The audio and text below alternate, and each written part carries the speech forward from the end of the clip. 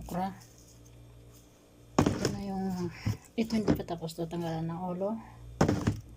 Ito yung natanggalan ko na ng ulo, marami-rami na rin.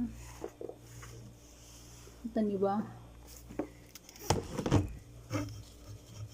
So this is it.